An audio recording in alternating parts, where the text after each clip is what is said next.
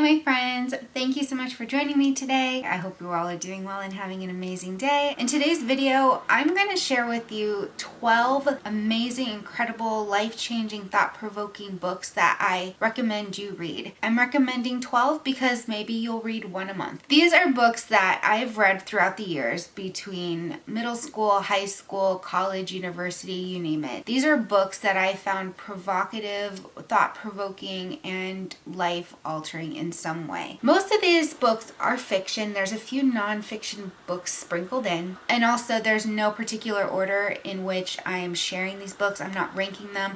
I'm just going off of how I wrote them down. So I hope you enjoy this list. If you've read any of the books on this list, let me know in the comments what your thoughts are about them. And if you have any recommendations for life-changing books, please also leave those in the comments below. Anyway, let's get into it. So book number 1 is Waterlily by Cara Deloria. This is a book that was introduced to me in university. There are 3 words that come to mind when I think of this book: beautiful, kinship, and historical. It's historical fiction. It was required reading for me in an ethnographic studies course. I majored in communication studies, and this was studying cultural codes in communication. If you don't know, I'm Native American. I grew up in Montana on a reservation. My cultural identity is Native American. I just want to kind of put that out in the forefront because that shapes how I view this book. It follows a woman named Bluebird, and it starts in her early life when she and her grandmother leave their camp to go seek out berries. When they return, they find that their camp has been pillaged and all of their people are slaughtered.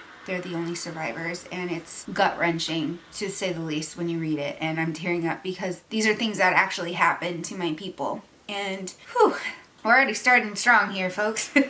Their lives are tragically changed with this, and they're left wandering and are eventually adopted by another Dakota tribe who takes them in, and as Bluebird grows up, she's expected to marry and fill a cultural role as a woman. And this book delves into what it means to be a woman in Sioux culture, and kind of as an outsider as well, since she didn't initially belong to that tribe. She gets married and has children, and you follow her journey throughout that. It really dives into how relationships are built and formed in Sioux culture. I found it fascinating because my family was very whitewashed in a lot of ways. My tribe is not Sioux, but it does have some semblance to a lot of the Plains tribes. My grandma's family, for example, is Blackfeet, which is eastern Montana and parts of Canada, and there are some overlaps of similar cultures and shared identities between our tribes. So there's some pieces there of historical context that I did not know about what life was like for my ancestors, and especially for my grandmothers and grandmothers and grandmothers. Waterlily is the name of Bluebird's daughter, and Bluebird is the main character whose perspective we follow initially, but then eventually it evolves and we see Waterlily's journey through life. And it's such a beautiful fictional story of life in that time and what it meant to be a woman. You get a deep kind of ethnographical understanding of the role a woman played in her tribe, in her family life, and you see the cultural relevance and the strength of the matriarch. I found that so compelling because, again, it was just a look into the past. If you're interested in historical fiction, this is a beautiful read. I highly recommend it for obvious reasons. Number 2 is Her Body and Other Parties by Carmen Machado. The 3 words that come to mind for this particular book are mind-bending, unique, and provocative. This is a book comprised of multiple short stories, and oh my gosh.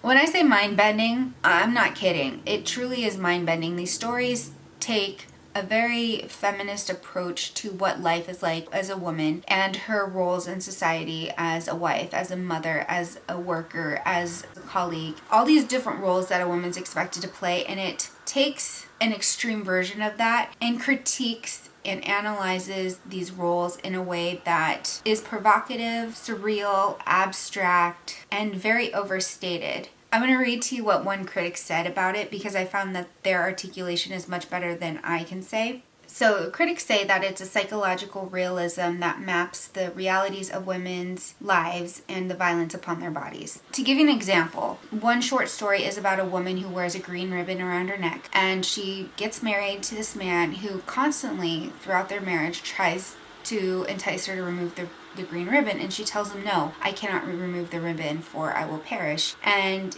despite knowing that she will perish, he still hounds her to remove this ribbon over time. The end of the short story reveals what happens when she removes the ribbon, and it's violent, and it leaves you feeling just very disturbed. And it's a reflection of how Carmen sees the realities for women in a patriarchal society where women tend to be more subservient to men, or women are expected to uphold certain values and rituals for men. And all these short stories are just kind of a reflection of how women kind of exist in this world without getting political or anything like that. It's actually quite a fascinating read. There's also a novella in the book which reimagines Law and Order SVU in a completely different yet fascinating way. I won't go into the details of it because it's really mind-boggling, mind-bending. It will leave you feeling kind of like nails on a chalkboard in some ways, like very disturbed, but also you can't put it down because you want to know what's going on. Like, is this for real? Is there going to be some sort of twist where it all makes sense in the end? This is just one of those books that kind of reminds me of like Stanley Kubrick or some of these other mind-bending filmmakers, but without it actually being made into a film. It's provocative. It's really sexy in a weird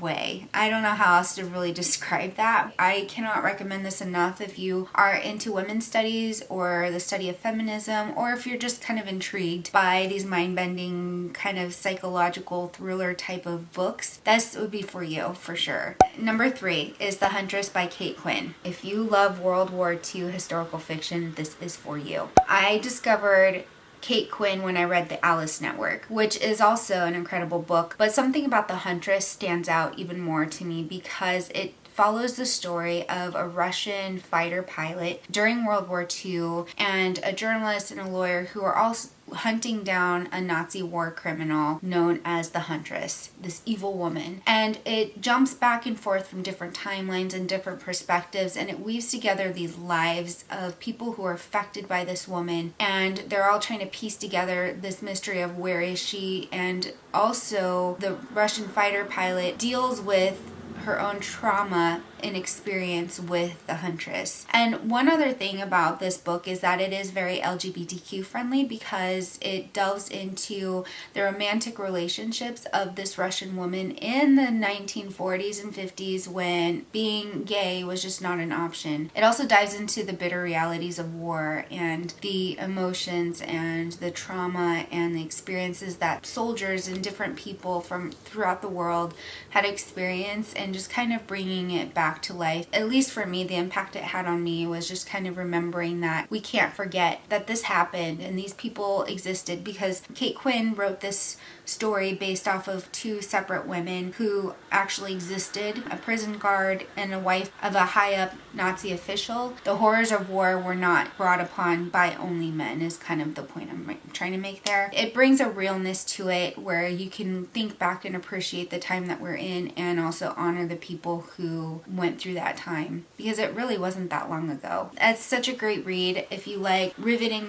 thriller mystery kind of novels, this would be for you as well. Number 4 is The Buddha in the Attic by Julia Otsuka. Oh, I remember reading this many years ago now, and it's so beautiful. The 3 words that come to mind when I think of this book are poetic, heart-wrenching, and historical. This is also a book of short stories that traces Japanese mail-order brides in the early 20th century in San Francisco. They're gut-wrenching stories about women on their wedding nights and the experience of that, losing their virginity and being expected to perform wifely duties, to child-rearing, to surviving and having to find work in a racist America. During World War II, when internment camps where Japanese Americans were ripped away from their communities and their families and imprisoned simply for being Japanese. experience, and then also dealing with culture shock and adapting to white culture and dealing with cultural erasure. I had this fascination at the time when I picked up this book in reading about women in Asian societies and trying to get a better understanding of what the experience was like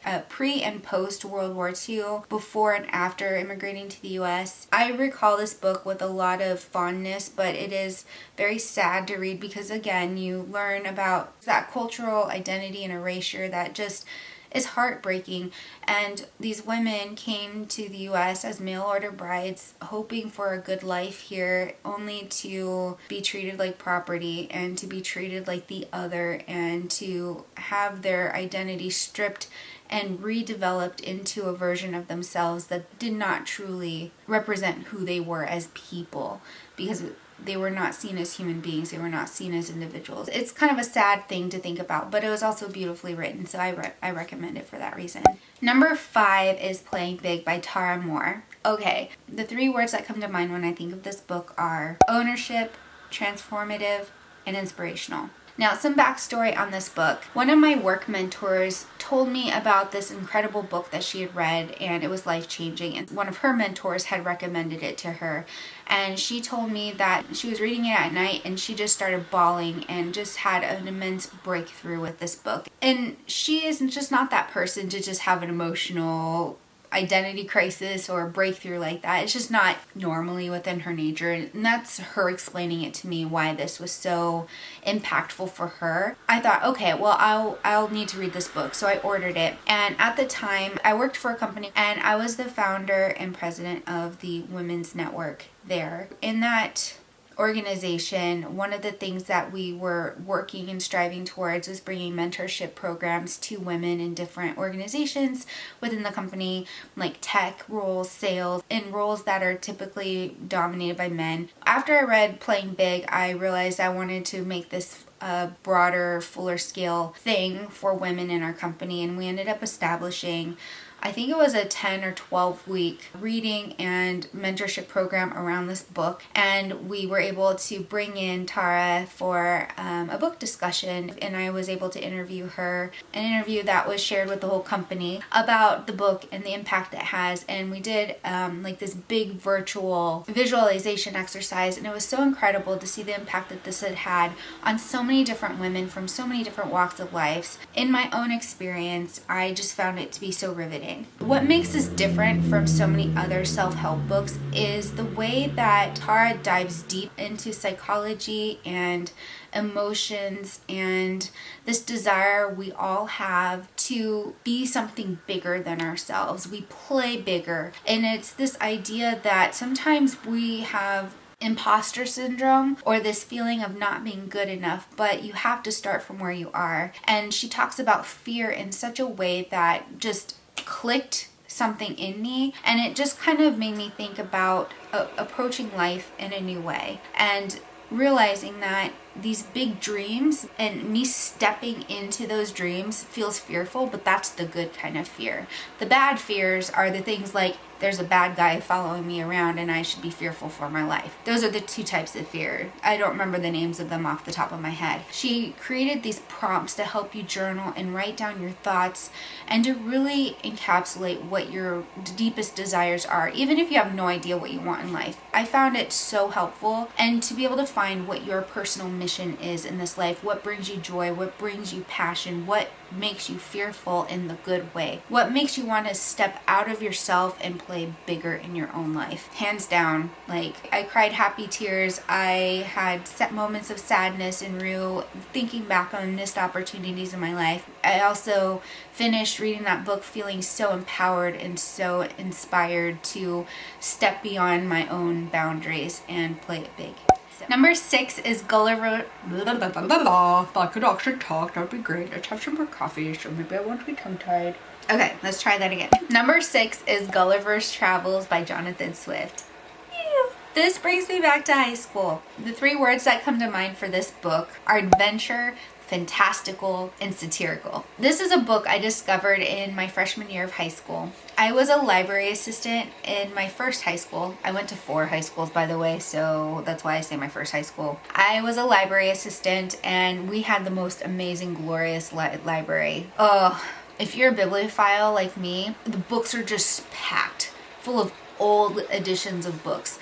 That school has the most amazing library I've ever seen in any school environment, in any public setting. It puts public libraries I've been to shame, because it had the literary works of almost every imaginable author you can think of. And I remember kind of perusing books one day, and I had this lofty goal of potentially reading all the way through some of these books by the time I graduated high school. That didn't happen. We ended up moving mid-year. But anyway, I picked up that book, Gulliver's Travels, and I felt like I was transported into the imagination of an 18th century satirical social commentator. So Jonathan Swift writes a story about this man named Lemuel Gulliver, who is aboard a ship that becomes shipwrecked. And then in his attempt to get to land, he realizes he's not in what we consider a normal world. He looks around him and realizes this giant population of people are 6 inches tall.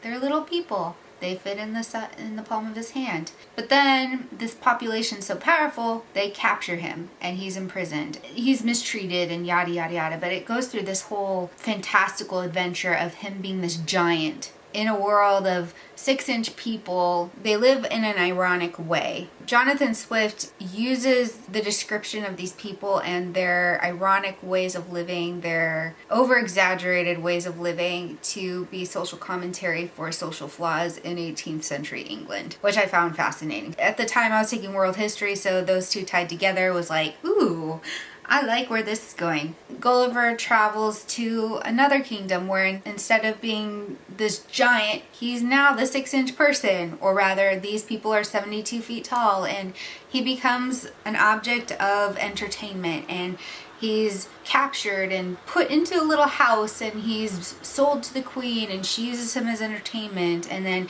he's swooped away by an eagle and dropped back into the ocean. And then he finds himself on another adventure, and more adventures and more adventures. But overall, the theme of this book is these fantastical adventures that just emphasizes the weirdest characteristics that people have, and then using that as a means for social commentary about 18th century England, as I said. It's a fantastic read if you love satire, if you like adventure, you like thinking about things in different ways. This is a great read. I found it fun and funny, and I'm actually planning to reread it soon. Number 7 is The Shack by William Paul Young.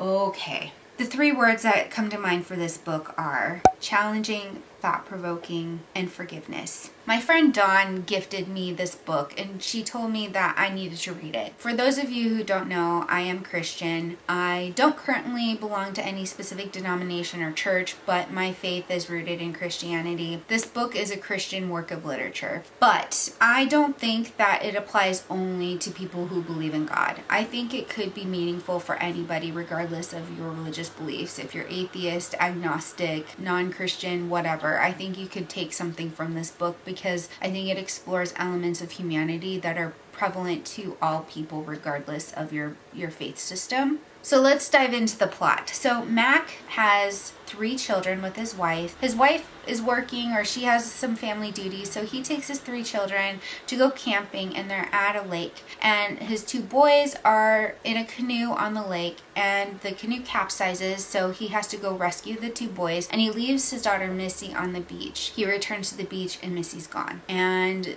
after a gut-wrenching search, they cannot find her, and eventually the police find a shack, an abandoned shack in the middle of the woods, and they find her bloody clothing. Based on the location and the evidence, they believe that she was killed by a serial killer. Mac receives this letter in the mailbox, and it's addressed to him, and it's signed Papa. His own dad's not in his life. He had a bad relationship with his father. The only reference to Papa in his life is his wife's name for God. His wife calls God Papa. It's such a unique way to think about God. A lot of people think about God as just being this tyrannical, hard-hitting, disciplinary figure who has these strict rules you need to abide by, and you have to do these things or you'll go to hell. And this book challenges that notion and throws it completely out the window. Mac's wife takes the kids and she goes to visit family, and he's left at home, and he decides to go back to the shack where his daughter's clothing was found several years prior.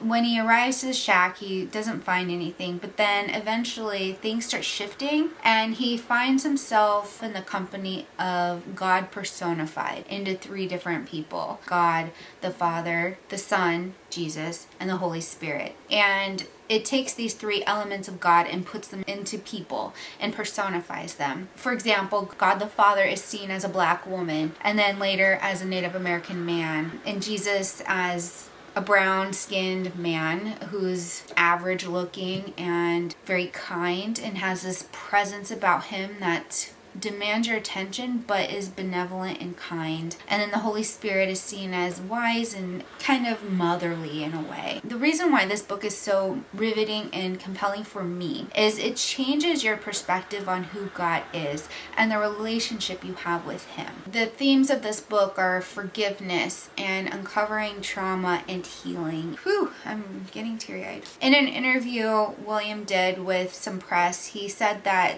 this book is a metaphor for the house you build out of your own pain. So the shack is not only a physical place in the book where something horrific happened to Mac's daughter, but it also is a symbol of this entrapment that Mac lives in unforgiveness for himself for letting his daughter be captured, the unforgiveness and anger and rage he has towards the kidnapper and killer, the unforgiveness he has for his father and their poor relationship, the shame that he has in the hiding that he has to do and masking he does with his wife. It follows all of these themes, and he has to face all of these things, and God's helping him throughout the way. And that relationship that he builds with each of these personas is so riveting, and it changed my perspective on how my relationship with God is. And in my own faith journey, it helped me see myself in a different light for some of the things that I have gone through and the traumatic experiences I had, but also finding forgiveness for those who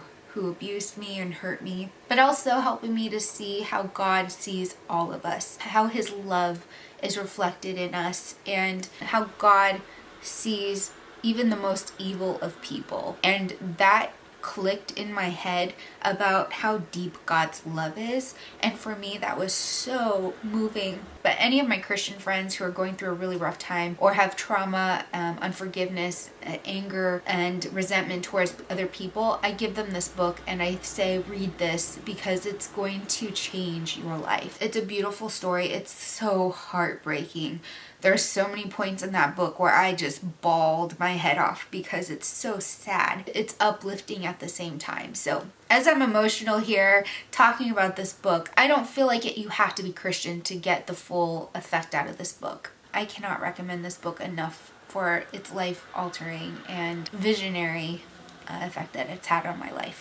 Number 8 is so nostalgic. It is The Magician's Nephew from C.S. Lewis, and this is part of the Chronicles of Narnia series. The 3 words that come to mind for this book are escapism, nostalgia, and whimsy. If you read The Lion, the Witch, and the Wardrobe, this is actually a prequel. It happens about 1,000 years before the events of that book take place. Although The Lion, the Witch, and the Wardrobe was the first book published in the series, and I think this was like the 5th or 6th one. By the way, there's 7 books in the series. But in chronological order, it's the first book. It's the story of how Narnia came to be. So it starts out in 19th century England, where a boy named Diggory and a girl named Polly live in adjoining houses, and they become friends. Diggory's uncle has been diving into and exploring magic, and he creates these rings that he tricks Polly into taking, and it transports her into another world. Diggory, being upset with his uncle, wants to rescue Polly, so Diggory's uncle Andrew gives him a similar ring with other rings that can be used to bring them back. Well, in this other world, Diggory quickly finds Polly, and they're wandering around, and it's kind of like in The Nightmare Before Christmas, where Jack is in this forest and he can see all the different towns. This is kind of what I picture with this world that they're transported to. There are different pools. They jump into one, and it's a desolate city that's full of statues, and it's obvious from the appearance that there's no living creature. It's been abandoned for hundreds, if not thousands of years. As they're wandering, they come across this bell, and Diggory decides to ring the bell. Despite Polly telling him not to, all of a sudden, all the statues come back to life. And one of the statues is this incredibly tall, harsh woman who turns out to be an evil queen. Both Polly and Diggory realize that she's evil and they escape, but she follows them back to England and she wreaks havoc on London, and the two have to heroically try to figure out how to save London but also transport her back to her world. I'm not going to go into any more of it, but it's the formation of Narnia, who became the first kings and queens, and it's just a really fun story, adventure, fantastical kind of story. But it's also nostalgic for me because I read these in middle school, and it just brings me so much love and joy for reading. When I devoured this book, I was just so enthralled and so encapsulated in this world. But anyway, that whole series is wonderful, but I love The Magician's Nephew because it's how Narnia came to be, and who doesn't like a fun creation story? Number 9 is a little surprising, I would probably say. It is Rose Madder from Stephen King. The 3 words that come to mind for this book are triumphant, rage, and gutsy. Okay, before I dive into the plot, I know Stephen King being like a top must read. Yes, this particular book is a little bit different. It's written in a way that's a little bit more emotional. Now, Rose Madder is about a woman named Rosie, and she lives in the most horrific circumstances in an abusive relationship with her husband. Her husband is a cop who specializes in missing people, and he has a violent temper, and he abuses her in the most horrific, awful ways. She's had multiple miscarriages due to his violence and rage, and he is escalating. He is accused of doing some awful things to women in the community. He's under investigation by the Internal Affairs, and this brings him to this point of escalation where now Rosie is fearing for her life, and she realizes that he's going to kill her if she doesn't escape. So she escapes. She takes off by bus. And of course, this is pre-cell phone, pre-tracking, pre-GPS, 1990s society, so it was a little bit easier to just kind of disappear with no video cameras and things like that. And she is able to start building a new life for herself. She ends up at a pawn shop. She's looking to hawk her engagement ring, and while in the store, she comes across this painting of a woman in a Rose Madder gown. Now, if you don't know, Rose Madder is the name of a pigment for clothing, I guess. So that's where the term Rose Madder comes from. She's drawn to this painting, and she ends up taking it with her. She's rebuilding her life and becoming happier, and her life just seems to have hope and a future in it. This painting starts changing and evolving, and at some point she has these dreams, or at least she thinks they're dreams, where she's entering this painting, and she goes into this world inside the painting and helps the lady in red with some issues. And the woman, Rosie calls her Rose Madder. Rose Madder makes a promise to Rosie that she'll repay her and that she's indebted to Rosie. Throughout this entire time, we also follow Norman, the abusive husband, and his obsession with finding Rosie. And it comes to a head where he does find her. I'm not going to tell you what happens, but in true Stephen King fashion, there's some really horrific, murderous, just gut-wrenching things that happen. But the main reason why I have this on my top 12 books to read of all time, that kind of thing, is because of the impact it had on me. Sure, a Stephen King novel is probably not going to be high ranking in terms of, the most amazing literature or whatever, but this particular book really dives into the emotional impact that abuse has on people, the resilience of the human spirit to overcome and persevere beyond the abuse, to survive despite these unsurmountable circumstances. It resonated with me because I grew up with abuse. It kind of made me shift my thinking a little bit in realizing that the abuse and the things I went through don't define my life, and that I can always change my life. There is hope in kind of transforming your life to be what you want it to be. And I found that to be very compelling. Anyway, if you like horror stories, thriller novels, you like Stephen King, this is a really good read because it really dives more into that emotional aspect of abuse and the perseverance of the human spirit.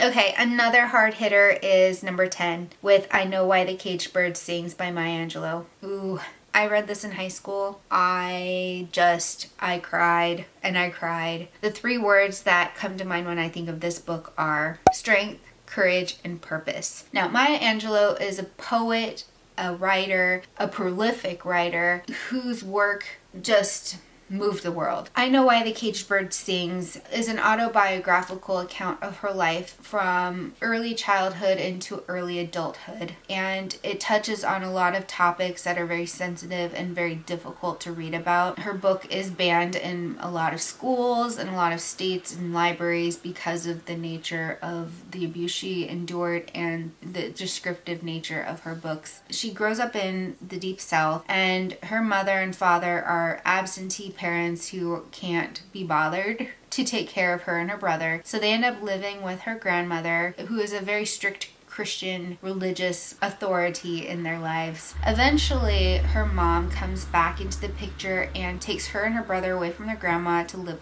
with her. And she has a boyfriend who her at 8 years old. This is hard for me to talk about and it's not my story, but it's just so tragic. As a child who's endured this horrific abuse, her behavior starts changing and people start suspecting something happened to her, and she finally confesses what happened to her, and she tells the court what happened, and the mom's boyfriend is convicted, gets out of jail. He's murdered by one of Maya's uncles or cousins or someone in the family to avenge the abuse that Maya went through. As a result, Maya went mute for, I think it was close to 6 years. She stopped talking for 6 years because she was so afraid that what she would say could harm somebody, because in her mind it caused a man's death and she didn't want to be responsible for anyone else's deaths. So that part for me is very difficult to read through because I also went through childhood abuse and some horrible things happened to me growing up. Reading this book kind of made me think about it in a way that separated myself from it, but also made me feel less alone in my experiences because someone was talking about it. Maya Angelou talked about it long before Me Too and long before any of these social movements. This was published in the 1960s. It was published at a time where most of these topics were taboo, and they're still taboo in a lot of circles. That's why it's still banned in a lot of schools. And throughout the rest of the book, it talks about her kind of coming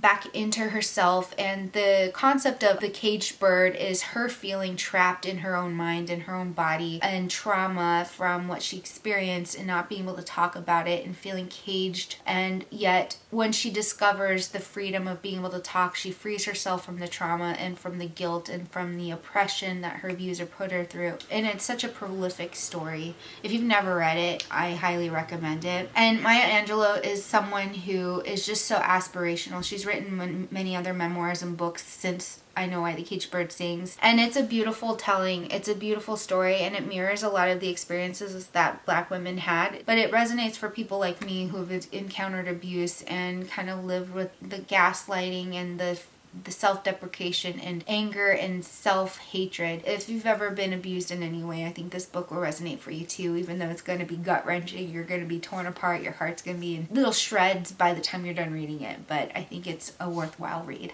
Number 11 is All Over But the Shoutin by Rick Bragg. This is a book that I was introduced to in high school, and I still, to this day, love it. The three words that come to mind for this book are perseverance, delicious, and powerful. Rick Bragg is a Pulitzer Prize winning journalist. I don't know if he still writes, but he was a New York Times journalist. This was required reading when I was a sophomore in high school because I was taking journalism, being that he's a Pulitzer Prize winning journalist who has an evocative way of writing, and his use of the English language is why I call this book delicious. It's such a literary treat. His use of words to describe different things are just so juicy, so crisp and crunchy, and all of these things. I don't know how else to describe it, but it's such a treat. You think about things in such a unique way, and you see it from his perspective and you see it from his mother's perspective. So his memoir takes you through the grueling reality of what it's like to grow up in poverty in the Deep South. He grew up with an abusive, horribly abusive father who is an alcoholic and also absent, leaving his mother to work and to fend for the family. She acted as a shield against the abuse, and she also was self-sacrificing. A common theme or a common reference in the book is this thought that she didn't even buy herself clothing. She went without a new dress for 18 years so that her kids could have clothes for school. She didn't want them to live only on welfare, so she worked picking cotton in the fields in Alabama.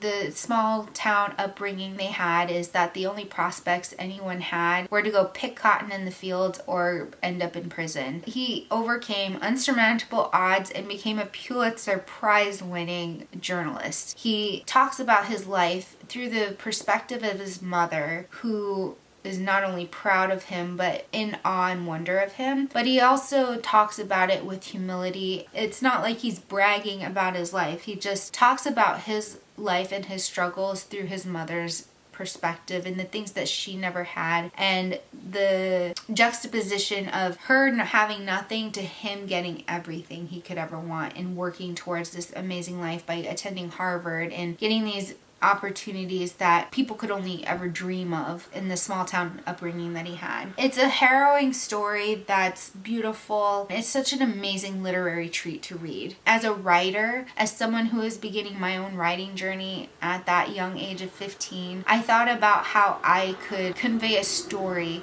and describe things so that people could truly understand what it was to be in that situation or circumstance, and yet make it interesting, make it appealing, make it fun to read, even if it was a sad recollection of stories or memories. And it still to this day is one of those books that I think back on with such fondness, that shaped the way I look at literature, the way I think about words, and yet make poetry in prose. If you're into memoirs and you love literary treats like that, you gotta pick this up. It's so good. Last but certainly not least is Anthem by Ayn Rand. I think that's how you say her name. She's a Russian philosopher writer. The three words that come to mind for this book are dystopian, provocative, and esteem. So Ayn Rand is probably most known for her book called Atlas Shrugged. She also wrote The Fountainhead. But this was my first dive into any of her works, and I read this back in high school as well. It was on one of those lists of books you should read before you die, and so I thought, well, it's a short book, let me read it. And when I read it, I had to reread a lot of the sections multiple times because it was just so different than what I was used to with fiction, historical fiction, modern day fiction, you name it. It was just very different. It takes place in a future of a dystopian society where people live in castes and their careers and their roles in society are predetermined, and there's no escaping that. There's no challenging society. You don't even have a name. There's no individualism. Everything is for the society, for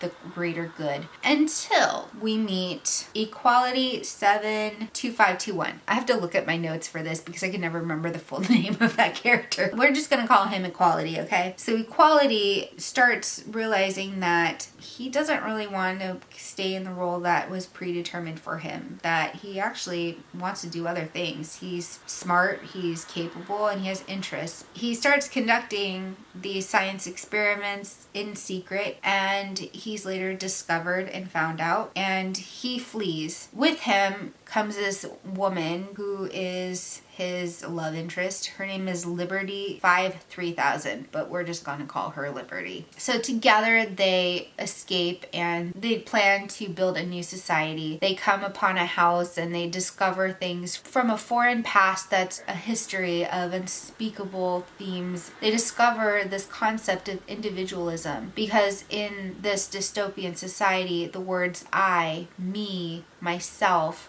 you, yourself, don't exactly exist. They're forbidden words. Nobody knows what they are. The identity of oneself doesn't exist. You are just part of a collective. Ayn Rand is known for her philosophical beliefs and for her writing about this philosophy called objectivism. She writes a phenomenal piece of fiction called Atlas Shrugged that really dives deep into that. But this is a precursor to that in a way. She grew up in communist Russia, so her views of socioeconomic classes and economies and social classes in a unique perspective from someone who survived communism. And her belief was that socialism, communism are societal constructs that strip away individualism, that strip away identity, that strip away people and their individual talents and make things worse for society. And once you start forcing people to live for others, then you lose these gifts. In Anthem is the loss of self and loss of identity in the society where people have no names, have no individual concept of I, of me. It's social commentary on her very anti-communist views. It's a thought-provoking book. Even if you don't necessarily agree with her socio-political views, I think it was a fascinating read because it challenged me to think about society in a different way, to think about the value of people. And if you've ever taken any sociology classes, and if you go back to like Sociology 101 and this idea of the functionalist perspective, this functionalist perspective says that people fulfill roles in society. And if you think about this perspective where each person is like a part in a machine, and then you kind of take that part away and you say, well, maybe this part doesn't need to be specialized, then what happens? This machine doesn't function right, and it just kind of disrupts the system and the flow. And that's kind of how I visualize this book. It's short enough that you could probably get through it pretty quickly, especially if you enjoy the plot. So, that is a lot of talking. I hope you enjoyed your snack and beverage because it probably required you having one to sit through this whole video. Again, let me know if you've read any of these books and if you agree or even if you disagree about some of my choices here, what your thoughts are on the books, or if you have your own recommendations of books I should put on my TBR or to be read list, because I'm always seeking out these thought-provoking, gut-wrenching, emotionally challenging books, and I would love to add more to my must-read list. I'll have links to the books below if you're interested in buying them. I don't make money off of YouTube, especially on this channel, so if you're interested in buying these books and you do make a purchase with the links below, it does help me out a little bit in giving me a little kickback and commission. So if you do use my links, I appreciate it so very much because it helps me continue to make videos like this. Anywho, I thank you for hanging out with me today, and I will see you in the next video. Have a good one.